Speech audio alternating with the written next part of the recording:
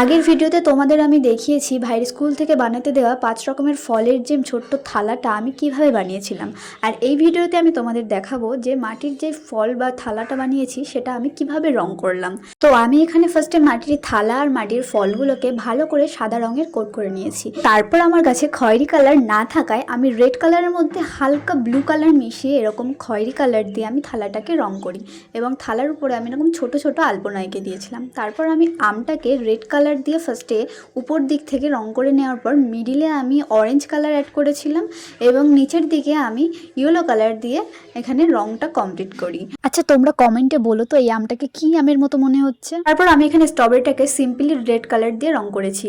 তারপর তরমুজটা আমি উপর দিক থেকে লাল করে নিচের দিকটা আমি ডিপ সবুজ কালার করেছিলাম আর বীজগুলোকে আমি করেছিলাম খয়েরি আর কালো দিয়ে মিক্সড করে বীজগুলোকে রং করেছি।